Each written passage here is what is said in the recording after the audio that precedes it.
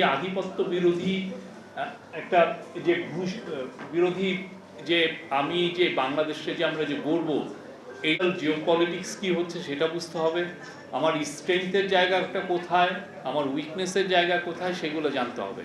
তো আমি ইন্টারিম গভর্নমেন্টে থাকার সময় অনেক কিছু যেগুলো একদম খুব ক্লোজলি দেখেছি, সেটা হচ্ছে যে আমাদেরকে সত্যিকার অর্থে সবচেয়ে বড় রিজিওনাল যে থ্রেটটা, সেটাকে অ্যাড্রেস করতে হলে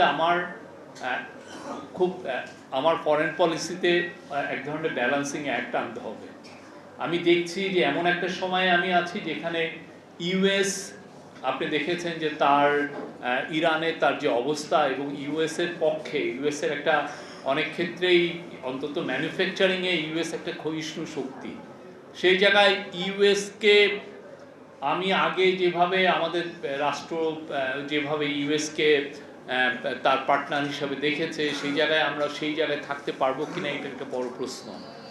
আমরা মনে করি যে আমি যদি আধিপত্যকে পুশব্যাক করতে হয়, তাহলে আমার সত্যিকার অর্থে ইউএস, ওয়েস্ট এবং চায়না এর সাথে আমার একটা সুসম্পর্ক লাগবে।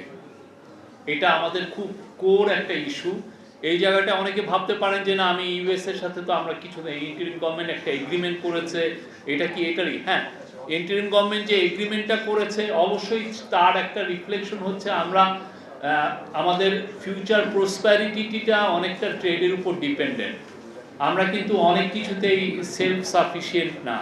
সেই জন্য আমার ইউএসকে আমার খুব বড় একটা ট্রেড পার্টনার হিসেবে আমরা পেতে চাই, সেই জন্য এই এগ্রিমেন্টটা হয়েছে। আমরা এই ব্যালেন্সিং অ্যাক্টের অবশ্যই আমরা জানি, এটার আরেকটা বড় জিনিস হচ্ছে যে আমার সামরিক পাওয়ারটা কোথায় আছে। আপনি বিশ্বাস করেন, আমরা যেই 18 কোটি লোকের দেশে আমাদের সামরিক পাওয়ার খুবই, আমরা নমিনাল পাওয়ার। আমরা মায়ানমারের সাথে আমরা এয়ার পাওয়ারে পারি না। আমরা যদি আমাদের যদি এয়ার পাওয়ার সক্ষমতা থাকতো, মায়ানমার জীবনেও এই 12 লক্ষ রোহিঙ্গাকে পুশ ব্যাক করে আমাদের মাটিতে দিতে পারতো না। আমার সেই পাওয়ার নাই। আমি 18 কোটি লোকের দেশ কিন্তু, এবং আমার ইকোনমি মায়ানমারের ইকোনমির চেয়ে 4 গুণ বড়, অথচ আমি মায়ানমারের সাথে এয়ার পাওয়ারে আমি পারি না। এই জায়গায় আমাদের অবশ্যই দিতে হবে। আমার মিলিটারির সাইজ হচ্ছে 2,12,13 হাজার।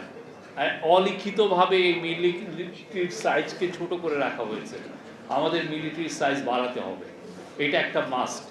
আমরা এই জায়গায় যে জায়গায় দাঁড়িয়ে আছি, সেই জায়গাটা আমার যদি সামরিক পাওয়ার যদি আমি না বাড়াই, আমার সত্যিকার সভরেনিটির একটা জায়গা আমরা already we were tested in 2000 several times by Myanmar, এবং 2017 সালে তারা ব্লেটেন্টলি এই লোকগুলোকে আমাদের এখানে পাঠিয়ে দিয়েছে, এবং আমরা তাদেরকে এখনো তাদেরকে দেখভাল করতে হচ্ছে।